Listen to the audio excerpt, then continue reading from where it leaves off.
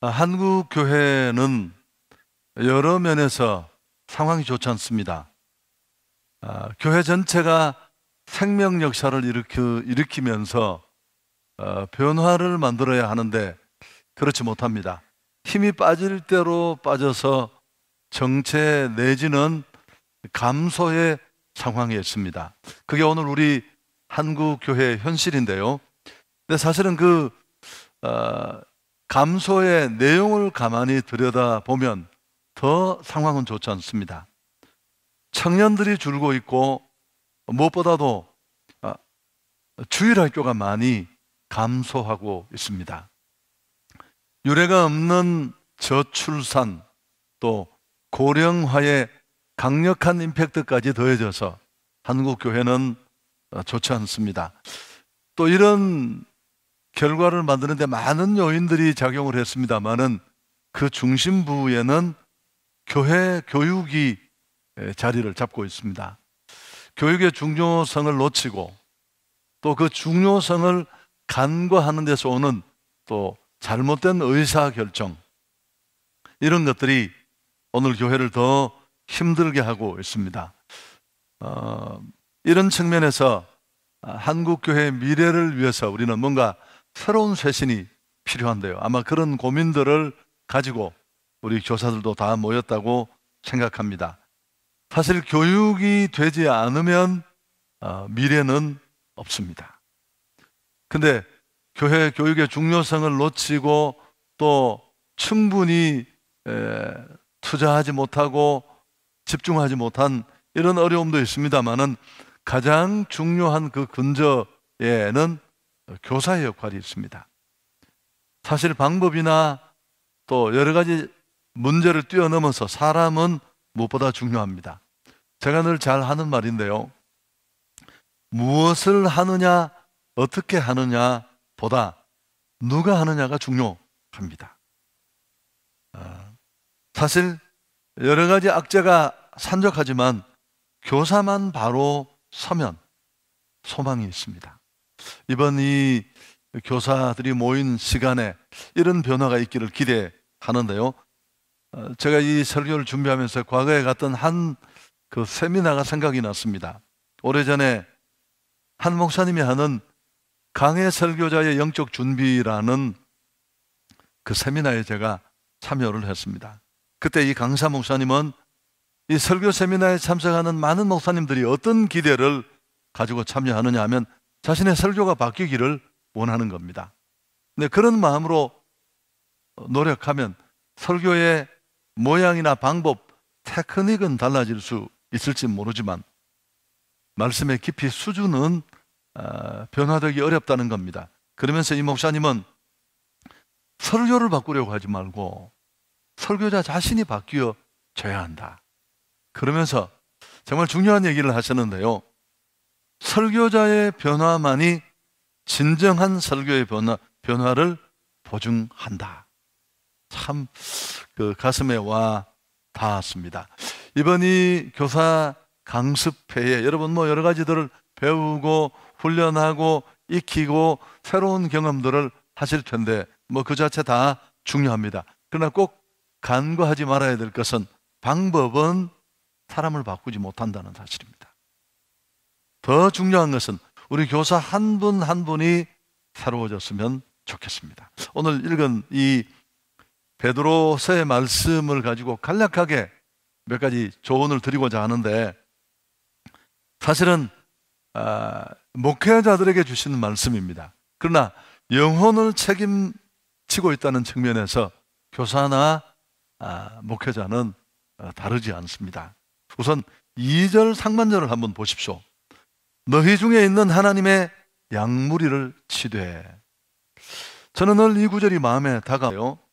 교사는 아이들이 하나님의 양으로 보여야 합니다. 어떤 일을 얼마나 뜨겁게 열심히 하느냐 보다 어떤 마음의 자세로 하느냐 하는 것은 결과에서 많은 차이를 만들 수 있습니다. 내게 맡겨진 짐, 또 책임져야 될 부담, 단순히 몇 사람 참석했지 숫자를 세는 교사의 자존심, 이런 정도를 뛰어넘어서 이 아이들이 하나님의 양이구나. 하나님이 소중한, 천하보다 더 소중한 생명을, 하나님의 양을 내게 맡겨 주셨구나. 그런 기대가 필요합니다. 제가 잘 하는 얘기인데요.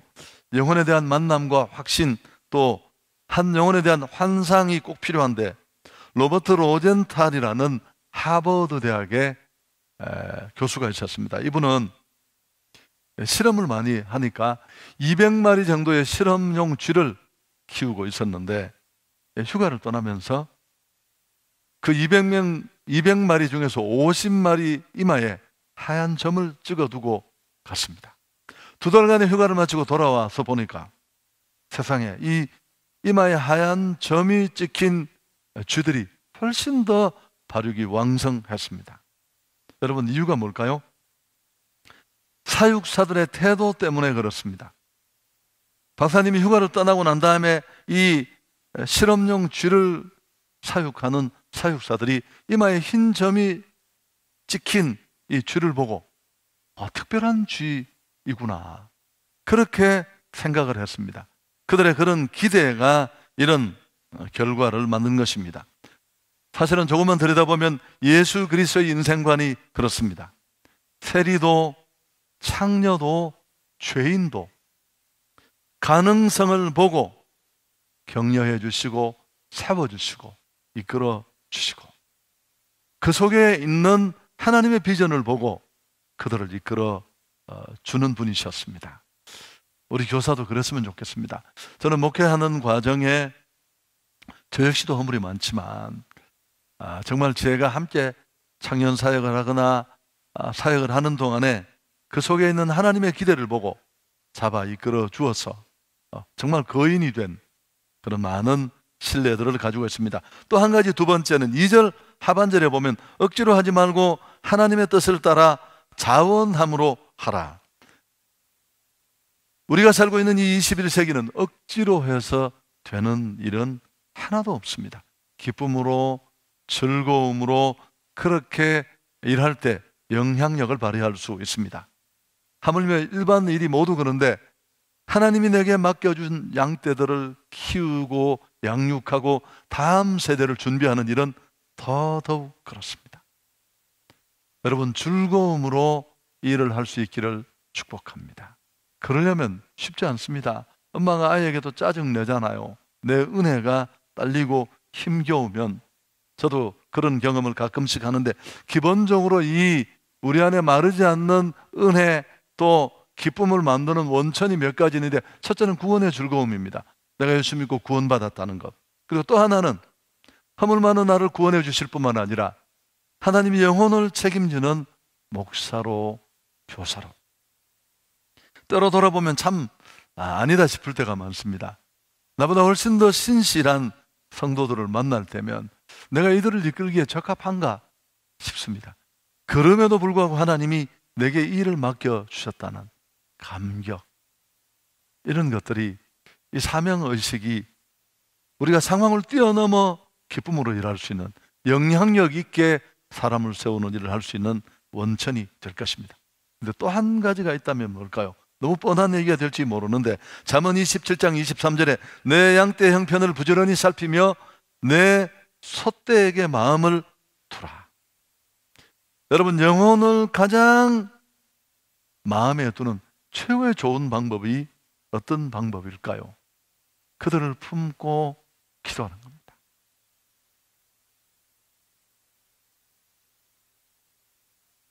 한 영혼 한 영혼을 진짜 사랑하는 마음으로.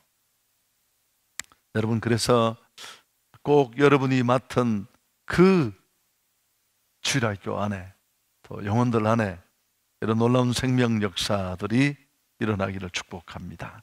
한 가지만 더 말씀을 드린다면 3절에 보면 또 하나, 우리가 정말 목양자로서 다음 세대를 이끄는 교사로서 영혼을 책임 맡은 자로서 꼭 필요한 자세가 3절에 나와 있습니다. 한번 보시죠. 맡은 자들에게 주장하는 자세를 하지 말고 양무리의 본이 되라. 목자가 양을 이끌고 가는 모습을 보면 뒤에서 이렇게 막대기로 양 엉덩이를 쿡쿡 찔러서 몰고 가는 게 아니라 앞서서 목자가 가면 양은 그 뒤를 따라갑니다. 참 많은 것들을 생각하게 하는데 우리는 말이 아니라 나의 삶과 모습으로 그들을 가르쳐야 합니다. 내가 변하지 않으면, 교사가 달라지지 않으면 영향을 미치는데 제한적이 될 수밖에 없는 이유가 바로 여기에 있습니다. 교사 한 사람 한 사람이 가르치는 단계를 뛰어넘어서 나를 보고 따라오는 아이들의 롤 모델이 되어야 합니다. 바울은 언제나 너희는 나를 본받는 자가 되라. 기도도 출석도 또 헌금하는 일도 또 무슨 일을 하고 주변을 정리하는 일, 이런 일도 우리 교사들이 먼저 본이 되었으면 좋겠습니다. 여기도 너무 감동되어서 제가 자주